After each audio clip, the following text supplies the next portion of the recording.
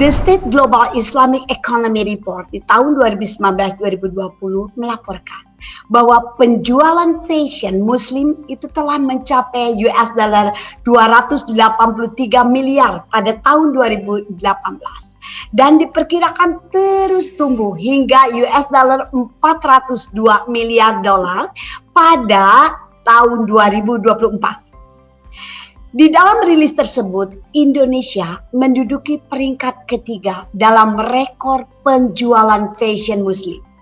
Dan juga menduduki peringkat ketiga untuk pembelian fashion muslim senilai US dollar 21 miliar. Setelah Turki dan Uni Emirat Arab. Jadi ini merupakan pangsa yang sangat-sangat besar bagi kita semua tentang fashion muslim ini. Jadi hal ini menunjukkan betapa industri fashion muslim memiliki peluang yang sangat besar baik di pasar domestik maupun internasional. Bahkan negara-negara non-muslim seperti Singapura, China, Italia, dan Perancis turut juga mengincar pasar ini. Oleh karena itu kita lihat para retailer dari brand global seperti juga beberapa yang juga mengincar pasar fashion muslim ini, mulai dari luxury brand retailer seperti Dolce & Gabbana, juga Massimo Dutti. Juga kita bisa melihat bagaimana global brand seperti Macy's, Marks and Spencer, dan H&M juga tertarik kepada fashion muslim ini. Meski prospek demand ini cukup tinggi, namun kita melihat tantangan ke depan tidaklah mudah. Dalam berkompetisi, para pelaku industri fashion muslim di tanah air itu harus semakin kreatif dan inovatif, serta cukup agile dalam menangkap perubahan yang terjadi di era new normal ini. Adaptasi mungkin juga perlu dilakukan dalam menghadapi tantangan di supply chain maupun how to market the product di era digital. Nah, ini kita harus perhatikan. Namun kembali kami sangat meyakini bahwa para pelaku industri fashion muslim kita mampu sukses berkompetisi di panggung global dengan bermodalkan kreativitas, inovasi, dan juga karakteristik lokal yang menjadi corak unik kita semua. Perlu menjadi perhatian kita bersama. Isu lingkungan yang turut membayangi perkembangan industri fashion global, khususnya maraknya tren fast fashion yang berlangsung sebelum adanya pandemi COVID ini. Berdasarkan report dari World Economic Forum pada tahun 2019, fashion dikategorikan sebagai industri pencemar lingkungan terbesar setelah minyak dan gas. Nah, oleh karena itu, industri yang bernilai total US dollar 2 triliun ini disebutkan bertanggung jawab terhadap 10% karbon global yang berdampak negatif terhadap lingkungan seperti polusi air, pencemaran bahan kimia beracun, limbah tekstil itu tingkat tinggi, dan kondisi kerja yang buruk bagi jutaan pekerja khususnya perempuan. Nah, ini harus menjadi perhatian. Oleh karena itu tema kita adalah sustainable. Ini harus kita lihat bahwa harus memperhatikan juga hal ini. Laporan dari World Economic Forum tersebut bertujuan untuk semakin menyadarkan masyarakat dunia akan dampaknya ke kerusakan lingkungan yang harus tetap kita antisipasi. Diharapkan adanya perubahan dengan meningkatnya kesadaran para pengguna fashion, para produsen dari fashion yang secara bertahap harus mulai beralih ke sustainable and ethical fashion. Selain itu, perlu terus diadopsi nilai-nilai syariah dalam berusaha.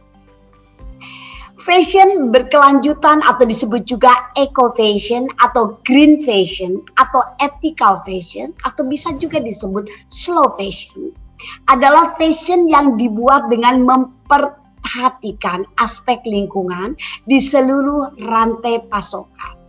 Dan siklus produksi dari mulai sumber bahan baku kita harus perhatikan, kemudian teknik atau metode produksinya juga kita harus perhatikan, juga etika kerja dan pengolahan limbah lingkungan. Bagi para pemilik merek, ethical fashion menjadi model bisnis baru yang banyak mendapat perhatian publik dan turut meningkatkan kredibilitas di mata konsumen. Bila kita kaitkan dengan konteks COVID yang memberikan shock dan memaksa perekonomian global maupun domestik untuk berhenti sejenak atau pause sejenak, tentunya kita juga berharap adanya revival dari industri fashion Muslim Indonesia ke arah yang lebih positif. Dalam kaitan ini, pelestarian lingkungan menjadi hal yang penting untuk juga mendukung pertumbuhan yang berkelanjutan.